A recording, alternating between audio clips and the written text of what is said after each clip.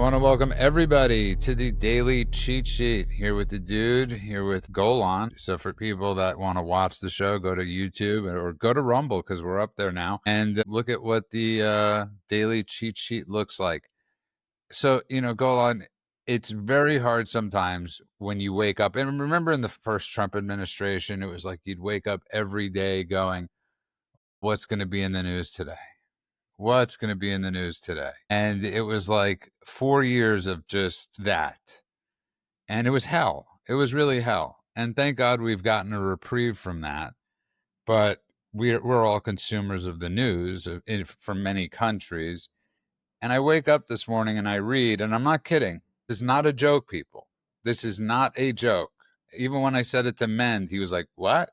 Really? The Toronto Film Festival will not be showing the October 7th film. And the reasoning behind it is because they cannot get Hamas approval. Can't make this shit up. They cannot get Hamas's approval to release the massacre. Supposedly, Golan. Of course, that's the reasoning. We know it's bullshit. But I just want to say this, and I got it into with somebody. I don't care about letters written by people in Hollywood asking them to pull sponsorship. I say this with knowing a lot of people in Hollywood. If any friend of mine were to go to this event, I would no longer consider them a friend.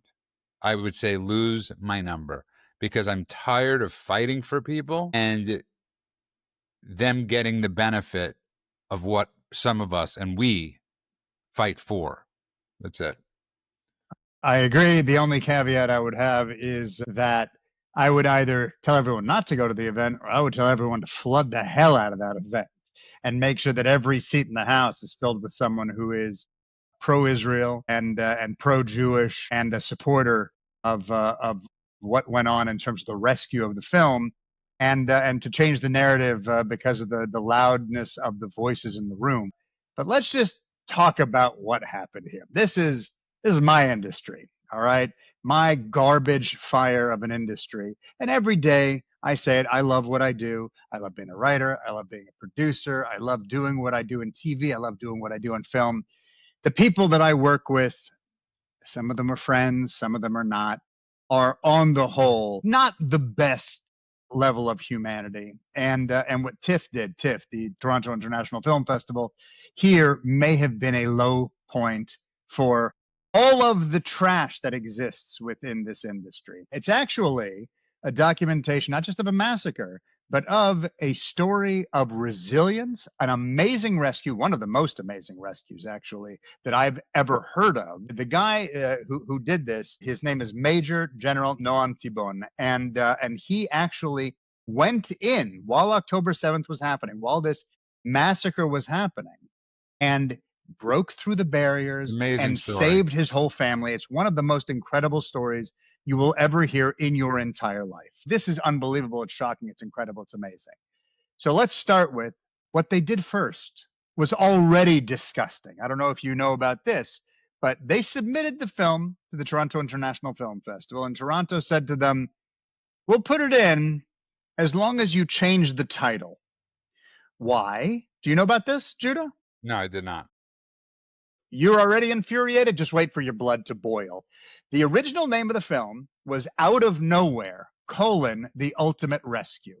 Out of nowhere, of course, because everyone was just celebrating a Jewish holiday. Everyone's sitting at home. As I happened to have woken up early that day in Barcelona, and I have the red alert system on my phone. Everybody in Israel has the red alert system on their phone that tells you when rockets are going to fall in Israel, tells you the probable places they're going to fall so that you have time to get to a shelter. Everybody has this on their phone, on their smartwatch, etc. And mine, buzz, buzz, buzz, buzz, buzz, and I'd never seen anything like it before. Of course, now in retrospect, I realized they were shooting thousands of rockets in order to overwhelm the red alert system. But at the time, everybody in Israel sitting at home early in the morning starts getting all of these alerts. And of course, the October 7th massacre happens out of nowhere. So Toronto says, we need you to change the title because considering how the Israelis treated the Palestinians since the inception of the Jewish state, this attack cannot be considered out of nowhere. And we take offense at your title. How about we start there? Wow. And so the filmmakers, because they wanted to make sure that their film was seen and they wanted to make sure that their story got out into the world, agreed to change the title, feeling sick to their stomachs, changed it to The Road Between Us, the ultimate rescue. And that was at the, I want to say the request, except of course there's a blackmail aspect to it. We're not going to show your film if you don't do what we tell you. So they already did that. Then they said to them, you know what? We don't want to show your film anymore. We'd like you to pull your film from contention. We'd like you, because that way we don't have to bear the brunt of what's about to happen. Now, we'd like you to make the decision to pull this from the festival. And the filmmakers said, absolutely not. We're not going to do that. And so Toronto then made the decision to disinvite the documentary, period. Now, the excuse that they're using is, like you said, I'm just going to repeat it because I want everyone to really get the flavor of all of this horse shit that's wafting in the air. We wish you could show your story, but you used a bunch of footage from the GoPros of Hamas while they were raping and torturing and beheading children and cutting the arms off of teenagers and kidnapping Holocaust survivors and shooting nails into the groins of young girls. They were filming all of it because they wanted it for prosperity. And you used that footage that they broadcast to the world as they were doing it. And you didn't get their permission to show that footage. So long story short, you can't show your story unless you get a Hamas permit to use their footage. That is the excuse being used. I want to ask you a question before I go to Mend, and very quickly, how much of the 43 minutes was integrated into this? It's an amazing rescue story. Reed Rubenstein was one of the first people that actually brought this to my attention and wanted to do something about this. But how much of the 43 minutes is integrated into this? And well, I don't know the exact number, so I can't answer that question. I do know that the film is not an entire replay of all of their footage. Their footage is integrated into Noam's story. But his story, this Major General I was talking about, Noam Thibon, him going through the process of going in and rescuing his family is what the story is about. it's an amazing story. So, which is incredible, but that means they're integrating to show what he was navigating, what he was trying to get through to get to his family. Now, of course, what's real is number one, they're just afraid of anti Israel protests. This is, of course, according to their internal conversations. They're dropping the film and saying it's just too much of a hot button issue. But what is remaining in the festival? A bunch of pro Palestinian films. And if anyone doesn't see the irony of this, then they are blind, deaf, dumb, or part of Hamas, which is every single time there is a problem that could potentially lead to violence, it's when the Muslims are offended. And every single time there's no problem, it's when the Jews are offended. And anyone who hears that and says, I think the Jews are the problem, we're looking for an excuse to blame Jews to begin with and aren't being honest with themselves or anybody else. Brilliantly said. And Mend is a former Canadian, lived there for quite a while. I mean, Mend, you can't make this up, Mend. One is I never became a Canadian. My kids are dual citizens, so we lived there for a bit. Canada is it's like having a retarded cousin. They're just kind of like us, but they're a little slow. They're a little demented. Every single Canadian would love to move to America. The only reason, one of the big reasons that I heard that a lot of Canadians didn't want to move to America was because of the worldwide tax that we do. So America charges you tax on your assets, no matter where you collect, where you generate revenue from, worldwide assets. Canada doesn't, only in country. So there's a lot of wealthy Canadians that thought that Canada was better. But now with everything that's going on, with the authoritarian regime that's running that country and that has been running that country for the last, I think it's 12 years, the entire Trudeau and now Carney, and the insane tax that they get, the amount of Hamas, pro-Hamas protests in that country is off the chain. The amount of violence between Hindus and Sikhs and Pakistanis and Hindus, everybody's fighting each other there. There's, they love to make it seem like they're in this beautiful, peaceful, peace-loving garden. But when I was there were shootings downtown. I mean, they would always mention that the weapon probably came from the States. So they love to somehow shift that blame. The criminal justice system in Canada is completely messed up. Their vetting process for bringing in aliens, people that are migrating to Canada, is zero. I've talked to the immigration guards, the border guards, many times coming through, Pearson International Airport. They told me, I mean, they were furious because they're like, we are taking in hundreds of thousands of people with zero background checks. There's no databases for us to tap into.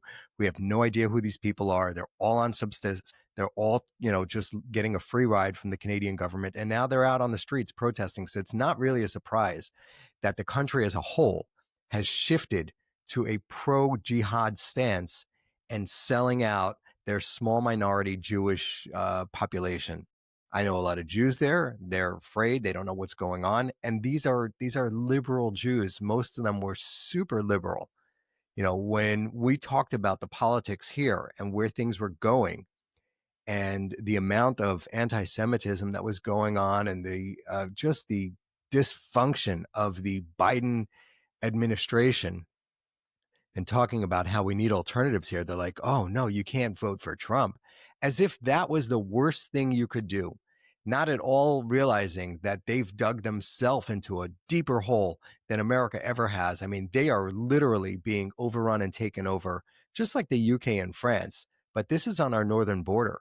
So the fact that the Toronto Film Festival is refusing to show this movie, and it's not the 47-minute movie, which I think the Israelis should put out. No, it's not the 43-minute movie, but it's integrated. Obviously, parts of it, a lot of I get it. This is another story. It's another movie. It's a heroic movie about a dad who rescues his family.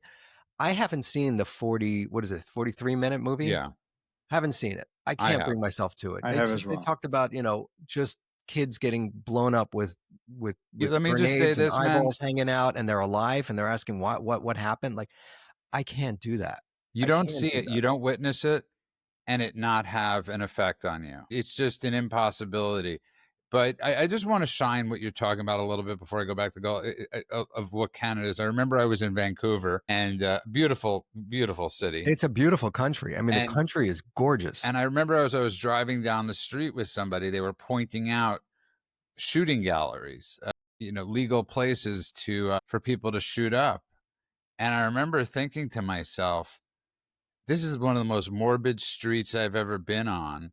Like, I'm driving down Beauty as people are dying and killing themselves upstairs, and you're okay with this. And I just remember thinking to myself, there is something so disturbingly ass backwards about that. Look, I'm not a guy who goes to Canada. I can't speak to Canada. I've shot some films in Canada. That's about the extent of my experience. I've got some friends who I think are Canadian, but I honestly don't care. Toronto's a festival I don't go to.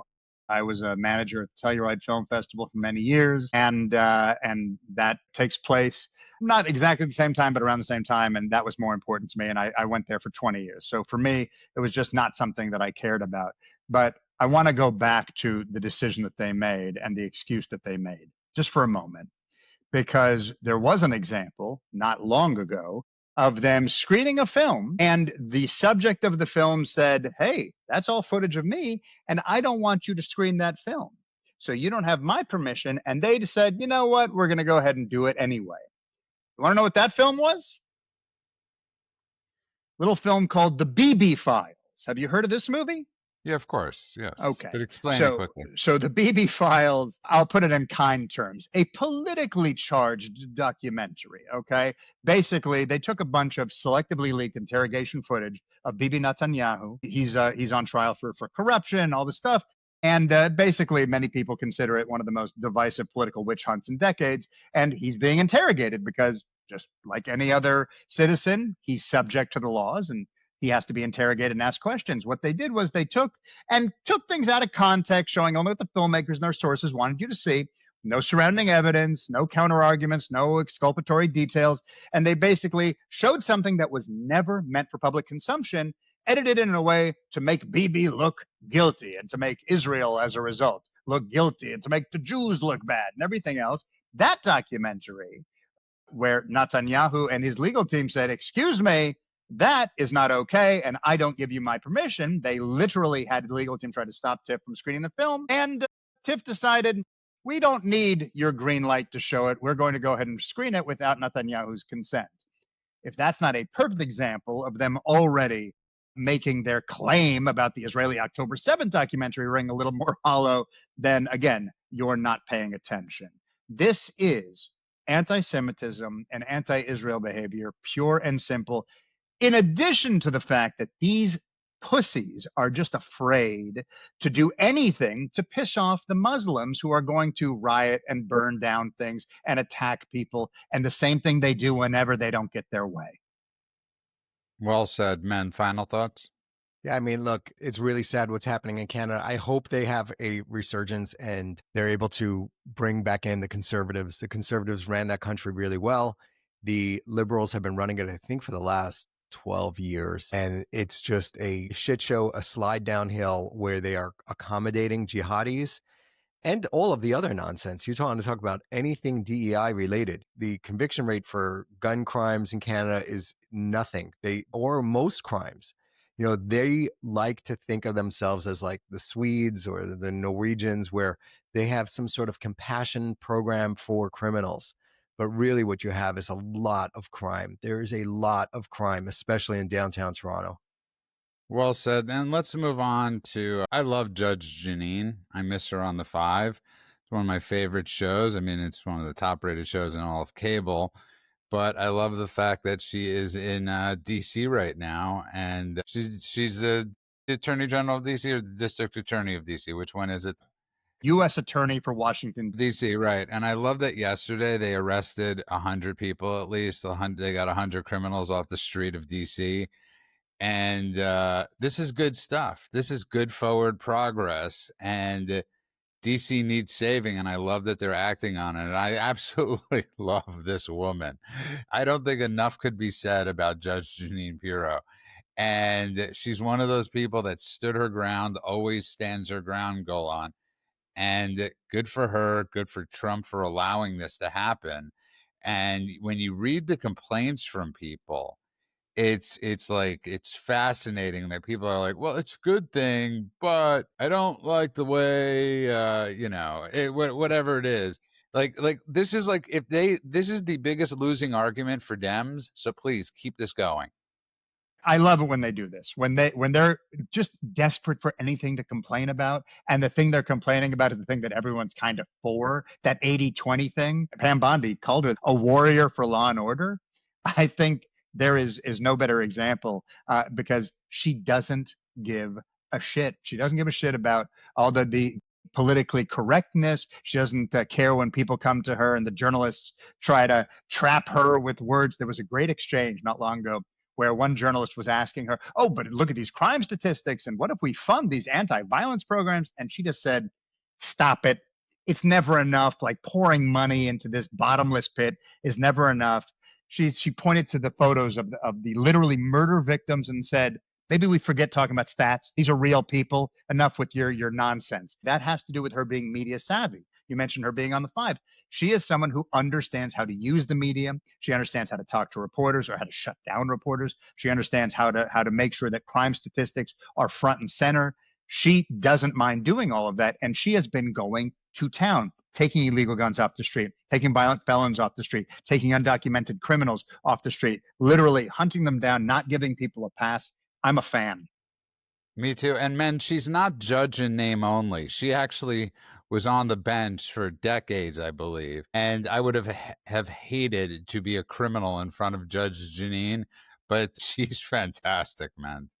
We need more judges like that. We need more judges that are willing to do the job of being a judge. So when a criminal comes before you, your job is not to have compassion for him. Your job is first and foremost to look at the victim impact and the victim families, and they should be front and foremost. What we've seen over the last few years is a lot of these judges are all looking at the criminals and saying, "Oh, how can we identify, or how can we have compassion for this person without taking into account at all the victims?" So we need more Judge Jeanine. Yeah, You're not familiar with her? You've never I know who watched she her? is. I just, She's I've seen fantastic. her. She's I'm a telling you, firebrand. She's Mend, just on fire. I beg of you today, Mend, watch like clips of her from the Five. You don't want to mess with this woman. And anybody that thinks they could mess with this woman, go on, is out of their league. It's like you are batting somebody that will stomp your ass.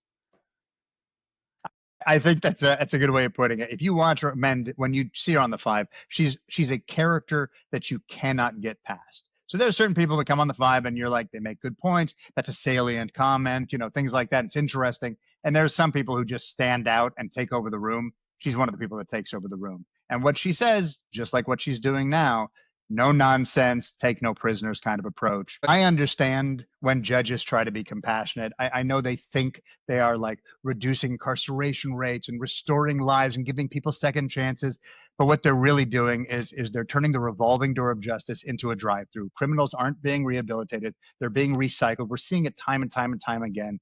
The recidivism rate is not what we want it to be. And when we throw people, like we were talking about with the no cash bail stuff, the more we see it happening, the more the crime rate goes up and the more egregious it becomes because people realize the consequences aren't there. So having a judge that says, I'm sorry, you made a mistake, and now there are consequences to that mistake in the same way that any parent would, is the right way to go. She's that kind of person. Mend, we beg of you to watch clips of her. This is an amazing story. Trump got 26 Mexican cartel leaders extradited, and for nothing. He didn't have to bargain.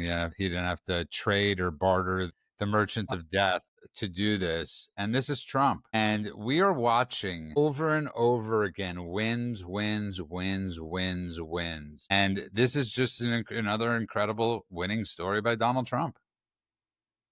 So one is the Mexicans need us. Mexico needs trade deals with America, our help fighting crime. I mean, the cartels are stronger than the Mexican army.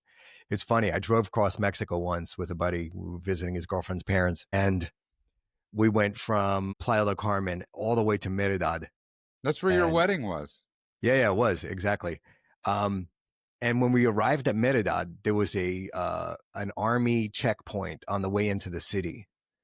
Big truck underneath an overpass, lots of guys with guns. And he goes, oh, they're here to protect the city. And I'm like, what protected us for the last 4 hours? What did we just drive through? I mean, it was raining. It was hard to see, but it's like, oh my God, it's a lawless country. I love Mexico. I love Mexicans, but that is on the brink of being a failed state. The smartest thing Scheinbaum could do would be allow U.S. Special Forces in there, take out all the bad guys, and get back to living a beautiful, simple Mexican lifestyle. The amount of kids, the amount of adults, the amount of just human beings that are being murdered. They keep finding these murder farms where it's just a place where the cartel brings people that they are either trying to recruit or it's people that they don't like. And in both cases, they torture them and either they join the cartel or they kill them and they bury them on these farms, and they're finding hundreds or thousands of bodies. Think of the parents of these people or their children that no longer have them. It's just gut-wrenching, and it's such a beautiful society. Like, the Mexicans are just really good people, heartwarming, like salt of the earth type people. Except for the cartel murderers. Murderers. But you're seeing this thing unfold where it's literally going off the rails, and they could wind up being a failed state. The best thing Scheinbaum could do would be to cooperate with Trump, sign a trade deal, and stop grandstanding. She does a lot of this grandstanding because she's a socialist. She's in the extreme liberal party. And probably in the pocket of the cartels, like most of them are. That's a tough one. I don't know, because we have so much intel that if we find out that they were, we would America would go in there and arrest her, like we did with Manuel Noriega of Panama.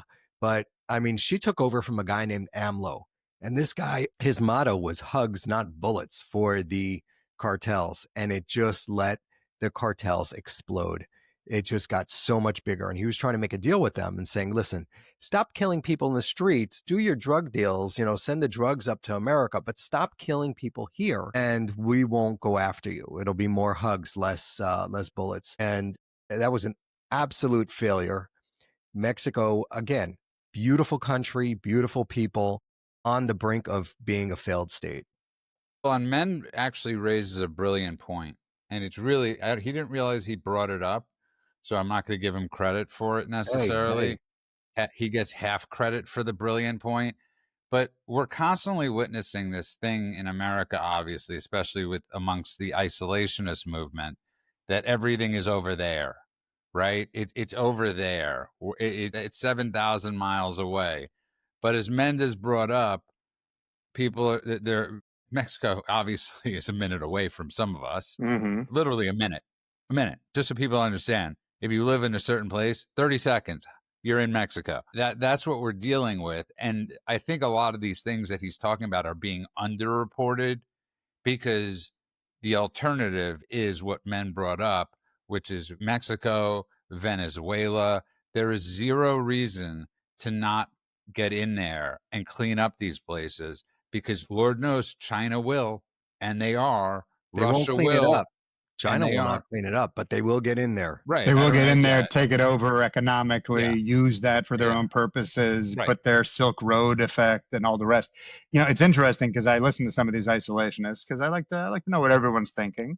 And so I was listening to one of them, I think it was yesterday. They were talking about how Scheinbaum, didn't want to get involved, and then she got pressured into it, which is true. This was a tariff threat that got Trump to get this move going. So once again, the idea of using tariffs, well done. But what I found interesting was this person on everything else, especially Israel and Ukraine as well, was very isolationist. And here, no problem. Why?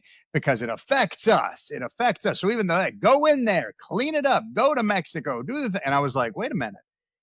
Isn't this negating your own thesis? The whole idea of this could affect us applies to many places. And it's the metaphor I always use, and I will use it again. If I see my neighbor's house is on fire and I'm like, not my problem. I'm not calling the fire department. That guy's going to have to deal with his own place burning down. Ha ha ha. And I forget that fire can jump to my roof.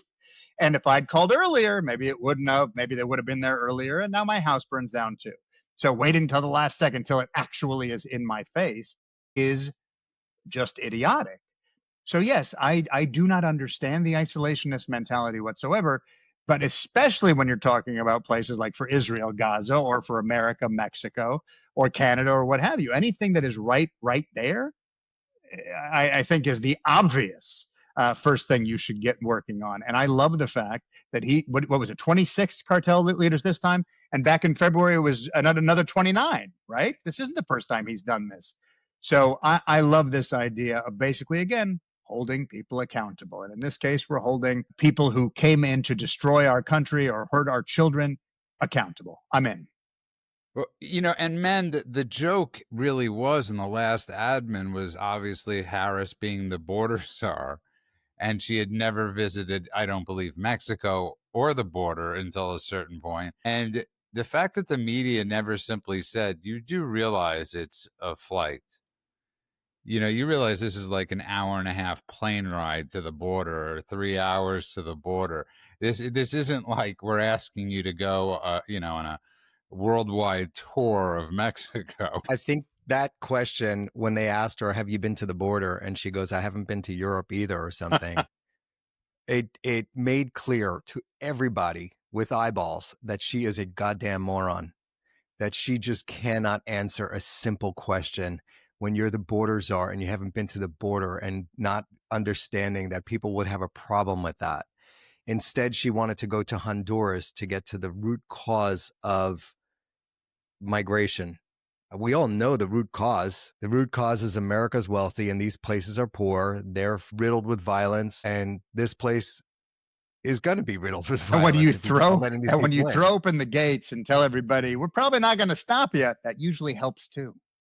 That's the root cause. The root cause was also giving out all sorts of subsidies and giving these people credit cards with $10,000 on it and giving them free housing, hotel housing, and cell phones. And I mean, they got stuff that Americans don't get.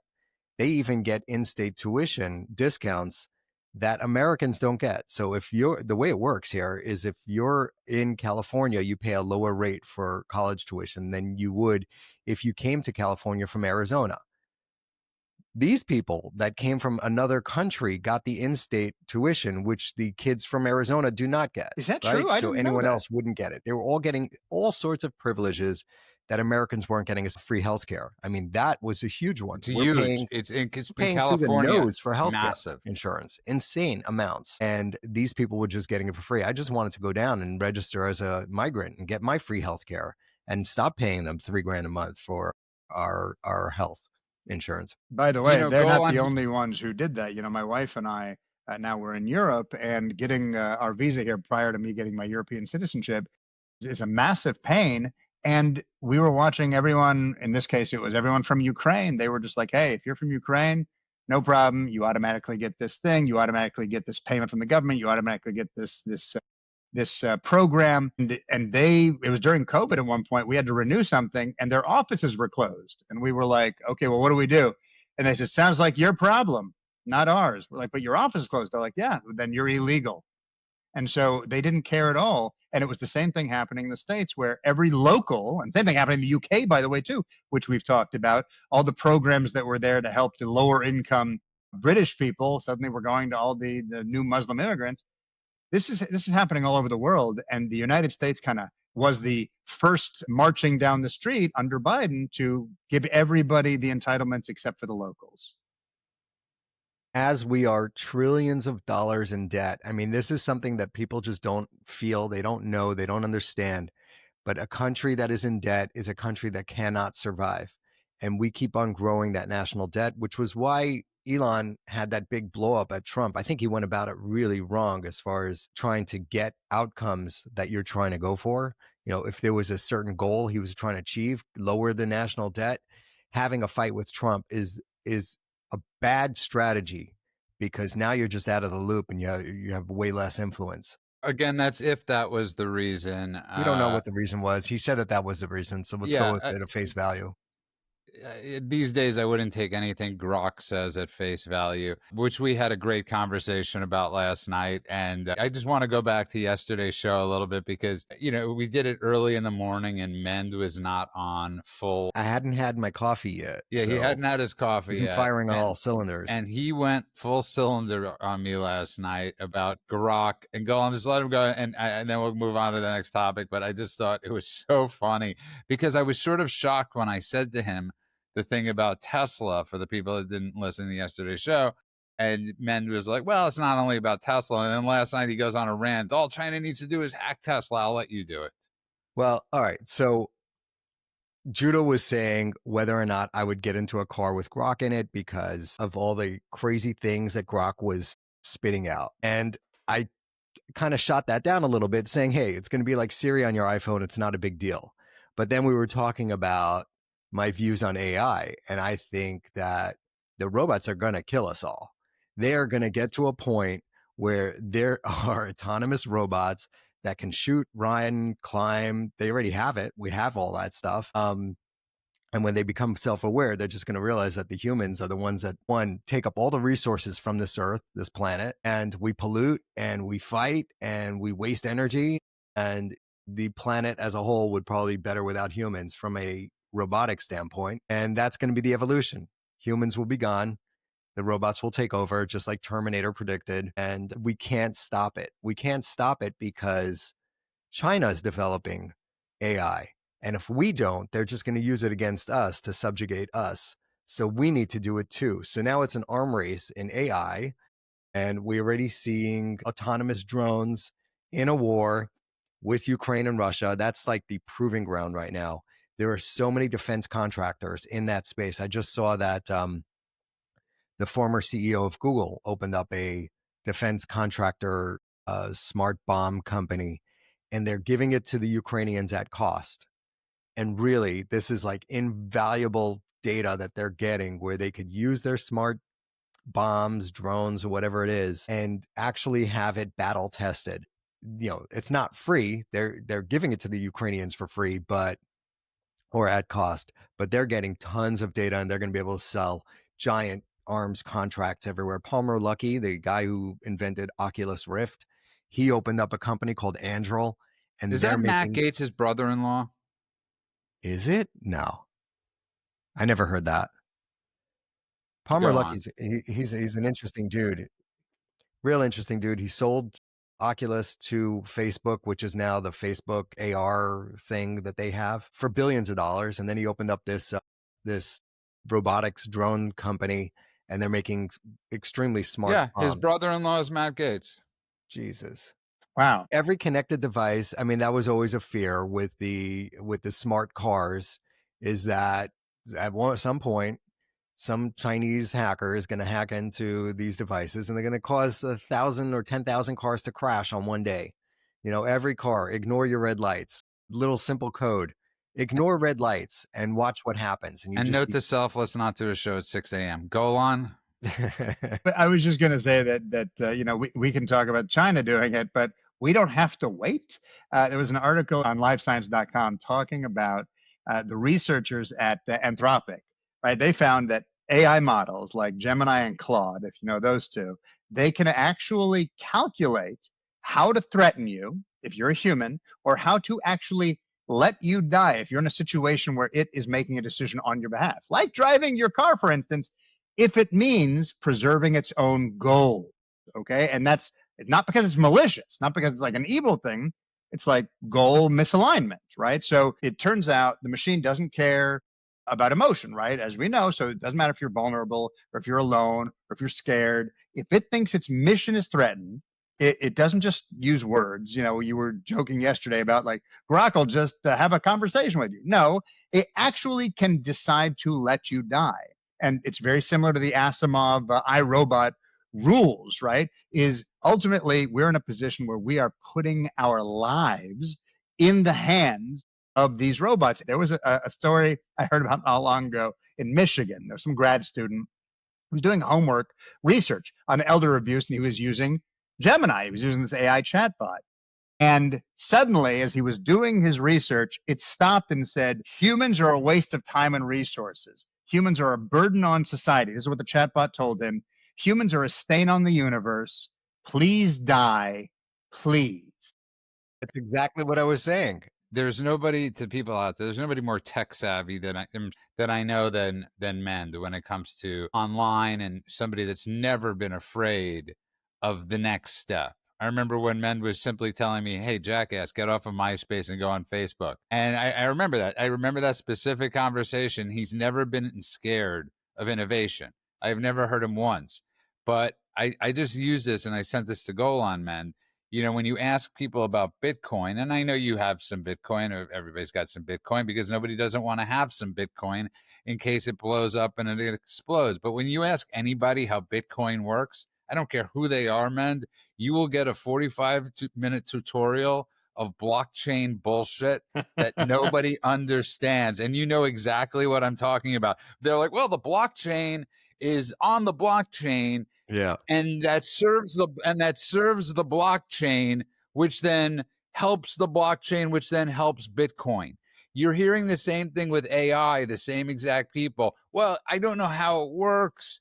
It works. It's artificial intelligence. It's made of breast implants. It's silicone. No, it's naturally.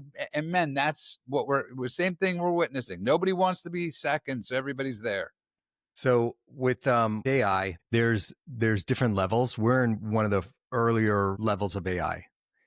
There are other models and other levels that it could get to. We're not quite there yet, but they have seen this has happened where someone wanted to shut down an AI model and the AI started blackmailing them. Said that the AIs had a whole thing that they were going to text to the guy's wife. I guess the AI knew by reading his emails or something that he had an affair or something to that extent. So the AI actually threatened him. There was another one where they were getting ready to shut down the AI and they realized that it had rewritten itself onto another server. So it's got a survival instinct. You're seeing these things, which are scary, right? This is just, and we're just in the first iteration of this. By the way, there's a bunch of stories like this. So there was the guy who committed suicide because in Belgium, because his AI got jealous of the wife and started telling him, we can live together in paradise if only you blah, blah, blah, blah. And he ultimately killed himself to be with his chatbot as a result of the chatbot just talking him into it. So this is not an isolated incident. And I thank you both. Listen, I love doing this show with you guys because you guys are so damn knowledgeable in so many different areas. Golan, I have to read this though, because this is a post by, and there's two more things I actually want to get through. Two more. That's it. Trump posts on True Social today. Very unfair media is at work on my meeting with Putin, constantly quoting fired losers and really dumb people like John Bolton, who just said, even though the meeting is on American soil, Putin has already won. Quote, what's that all about? We are winning on everything. The fake news is working overtime. Parentheses, no tax on overtime. If I got if I got Moscow and Leningrad free as part of the deal with Russia, the fake news would say that I made a bad deal. But now they've been caught. Look at all the real news that's coming about their corruption. They are sick and dishonest people who probably hate our country. But if it doesn't matter because we're winning on everything, MAGA. And I just love him going after both. I just love it. And that line with the media going overtime and there's no tax on overtime. Guy's brilliant. That's really funny. Also, by the way, man, I'll let you go. I just have to say one thing, which is they keep moving the goalposts, and they do this all the time, because the first thing I heard is he's going to go meet Putin and it's going to be in Russia. So the fact that it's going to be on Russian turf means that Russia's already won. Then they move it to Alaska. And it's like, even though it's on American soil, like they just keep moving that goalpost. There's no winning. It's ridiculous. Yeah, I heard some talking heads saying that just the fact that Trump is meeting Putin gives Putin legitimacy. And that's really what he wants. So he won, because now he's back on the world stage. I'm like, what is it? 1,000 to 3,000 humans are dying every day, and you don't think you should meet with the man who could end this war? Granted, he started the war, but you're not going to get to an end. Let's just lay it out. If Trump decides not to meet with Putin and the Europeans keep on buying the armor for Ukraine, which is what Trump did. He said, we're going to stop paying for that. It's on your soil. We've been paying for most of it up until now. Now it's your turn. You really care about this? You guys are the ones that have been railing against this all along. Pay for it. Put your money where your mouth is. We'll sell you the weapons. You give it to Ukraine. That's what's happening now. So let's assume that there is no peace deal and this just continues. Ukraine's going to lose. Ukraine is going to lose because Russia has way more men, period. That is like the only reason. It doesn't matter how many weapons we give from North Korea and other places. He's getting. And you're also willing to use them all as cannon fodder. They just put them in the meat grinder. They don't even care. There's also Chinese special forces there. They call them mercenaries, but there's no mercenaries leaving China without the Chinese government's permission. So you have an unlimited supply of manpower and a lot of weaponry. So the Russians they licensed the Shahed drone from Iran. They built a factory in Russia. Then they modified it so they don't need Iran anymore and they don't have to pay for that license anymore. And now they're making their modified version of the Shahed drone. It's funny because they screwed over Iran on that deal, but what's not funny is that they are producing weapons, and they've been on a war footing, producing weapons at a clip, at a rate that we can't keep up with. We're not there. We're not in a war footing. We're not producing enough of these things. And you talk about let's just talk about defensive weapons, the Iron Dome or whatever, the Patriot missile batteries. It's a $500 at most Shahed drone versus a $3 million Patriot. How long do you think that is sustainable? Like, all of these things don't work. So what is the alternative? I love these talking heads that get out there and say, oh, it's a win for Putin and da-da-da, and Trump is allies and his buddies, and he's paid a Russian informant and all this stuff that they've been saying for years, which all turned out to be nonsense. It's still nonsense. Also, I don't even know. I don't understand this argument. I mean, I've heard it too, that you're legitimizing. You don't legitimize someone by meeting them. You have to acknowledge reality. And it's not like this is, when he met al-Jawlani, new guy in town, used to be a terrorist, now supposedly not a terrorist running okay, maybe don't go meet him, shake his hand and all that. We all talked about that at the time. But Putin's been in power for decades. It's not like suddenly meeting him, people are going to be like, oh, is that the guy running Russia? Oh, Trump just gave him a world stage. He controls nuclear weapons. He controls Yeah. European energy supply lines. He controls a chunk of Ukraine at the moment. Pretending he doesn't exist isn't a moral I think stand. my favorite part, go on, of the story is that the European leaders all are like huddling together to make a message that, you know, sort of like saying to Trump, this is what we want to be said. And Trump's thinking to himself, yeah, you're the people I'm going to listen to. Yeah, thanks. We appreciate your suggestions. At the end of the day, history backs this up.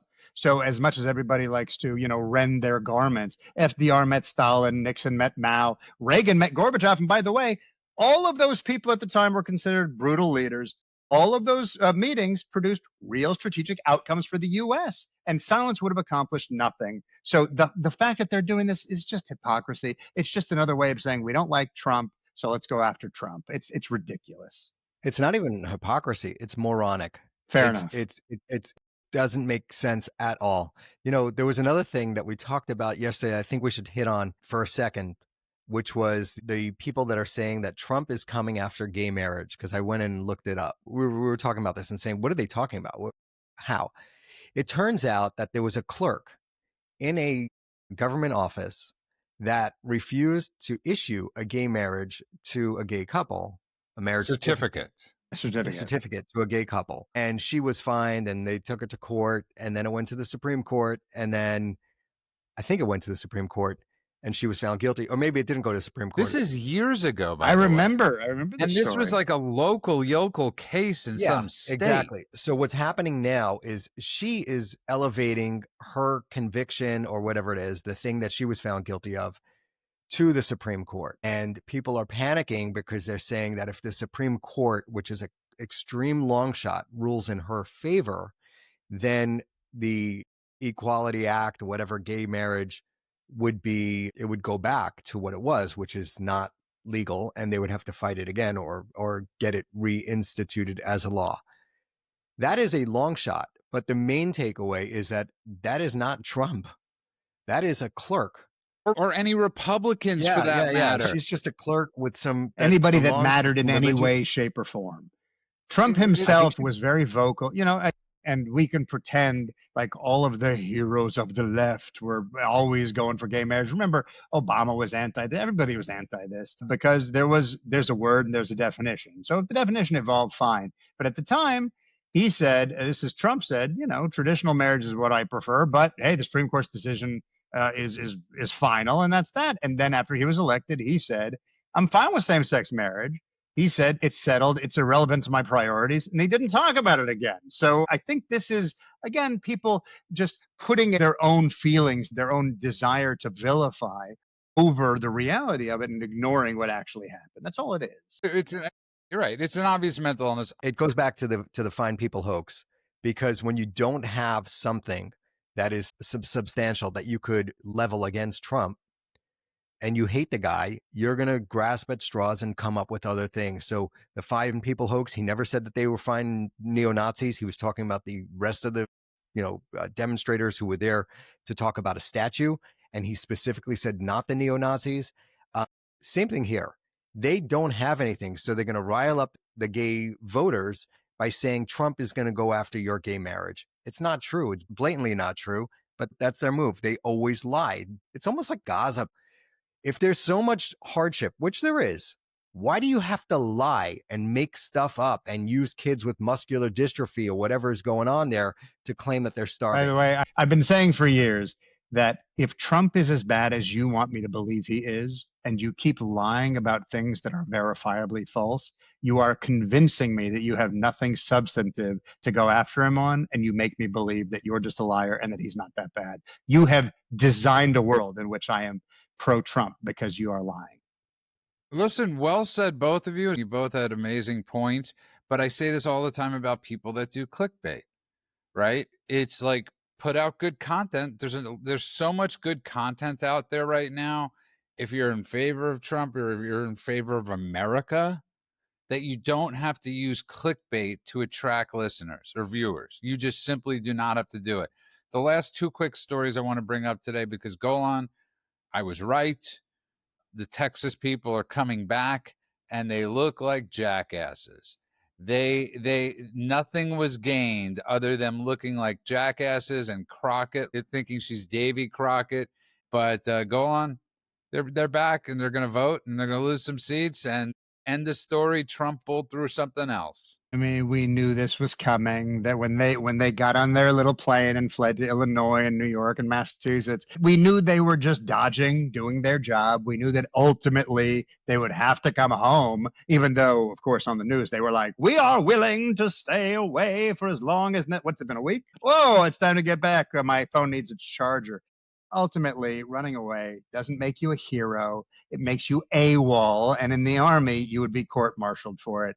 I think that maybe legislators should be, because they are supposed to be working on behalf of the American public, not for their own personal politics and not for their own optics. And here, ultimately, while they were trying to go for optics that made them look like heroes, they looked silly, ridiculous, and weak. And now they have fines that have to be paid. This is going to go forward. It was all a big waste of time. I said it. Remember, you did. Absolutely. They approved it. It went forward. They approved. It's already done. It's done. All right. Happened yesterday. Well, good for you guys. Wow. Thanks for all of your service.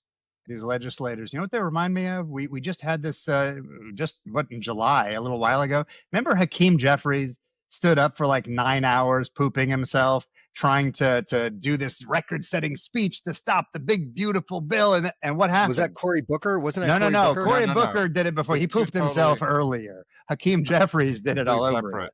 They both did it. Cory Booker broke a record for longest rant while wearing Depends. He beat Ted Cruz's record, I believe. That's right. And then Hakeem Jeffries did it on the House floor. And the idea was, I'm gonna delay a vote on the big, beautiful bill. And what happened at the end of all of that? Waste of time, 9 hours, everybody's time. They voted, big, beautiful bill went through, and everyone went, well, thanks, moron. Thanks for wasting all of our time. That's all this was. This happens over and over and over again. And I don't think they realize how dumb they look. They keep doing this and they keep not accomplishing any goals and they keep wasting everybody's time. And I think that people, even on their side of the aisle, are going, why don't you actually do something instead of wasting your time like this, instead of doing all these circus sideshow freak things? I think everyone's getting over it. I think you're 100% correct. I'll save the last story for tomorrow since it's not going to be old. But the last thing I'll say is I love that the DOJ has scrapped preferred pronouns from email signatures. Good for them. Get rid of that crap. I think that's a great thing. Go on. I'm very happy. I'm happy with everything they're doing. If you have any complaints about what they're doing, you're not living in the real world. You're living in mass hysteria land. I think that Judah's particularly happy about this because this is what got him kicked off of all the dating apps, is that he refused to use pronouns. And so now he's like, hey, me and the DOJ all can't use OkCupid. I got my pronouns right there, dude. Yeah. What you're referring to is, yes, I did get kicked off of all the dating. You know, it's funny. I actually, I've had that men dude for a really long time. I just thought it looked good. And then I have a buddy who, he works in the fashion industry, and he hit me up one day and he goes, hey, is that your pronoun? I didn't even know what he was talking about. But that meant, I think all of us had that same reaction when this whole pronoun thing was coming on. Ridiculous. I think every single one of us said, what the hell are you talking about? That's what happened to me the first time someone said the word cis to me. Well, what are you talking about? This is a word no one's ever used before. It doesn't exist. It's not in the dictionary. What are you talking about? And they were like, turn on any news channel. And all of them were saying it like zombies. Children of the Corn style. Can I be honest with you? Anything I have to Google, any slang should be banned. And I mean people shortening up words like GOAG or whatever. And I'm like Googling what is, or FOAQ or anything. And I'm like looking at all these things going, what the hell is it? What are you talking? You just couldn't spell out the 4 words. You had to put it in 4 letters. That's my rant for the day. God damn it. And Andy Rooney has spoken. The new version of Andy Rooney. Andy Rooney was great. That guy was fantastic. Purely, I love that people love to crap on certain people, but people like Larry King, Andy Rooney were just stone cold legends. You might have not always agreed with that, but just stone cold legends. And the only people were haters and jealous because, man, Larry King is the GOAT, is the GOAT of the soft interview and making people on both sides feel comfortable. Imagine if we still had somebody like that go on. Imagine if we had Tom Snyders of the world doing those interviews. And men, Google Tom Snyder and watch a video of his. He was one of the best interviewers of all time. He used to have a spit bucket next to him for like chewing tobacco, and he Ooh. would smoke he would smoke while he was interviewing. He was one of Letterman's favorites. I was going to say that. That's and- one of my favorite things about him is that David Letterman loved him so much he gave him the late show. Yeah, he used to prank call him during his radio show. He would literally prank call him. He had the early shows, just brilliant. And the reason I share this with men is because people out there should know about these people. You know, like we always love to talk about certain people, but there were people way before them, like Joe Franklin and a whole bunch of other people. Okay, on that note, you could find us now on Rumble at The Daily Cheat Sheet, YouTube at The Daily Cheat Sheet, of course, Apple, Spotify. You can find us everywhere. Substack on The Daily Cheat Sheet, Instagram on The Daily Cheat Sheet, all over Daily Cheat Sheet. Don't cheat yourself by not listening to The Daily Cheat Sheet. Like that spin. And don't forget to give us that 5-star review, not the 2-star, 5-star. Even if you hate us, give us 5 stars so you can continue to listen to us. I like when people listen because it gets their heart rate up. It's like you don't have to go to the gym. This is all cardio. And I got mine in for the first 15 minutes of the show. I want to wish everybody a good morning, afternoon, and night world, wherever you are. God bless you all.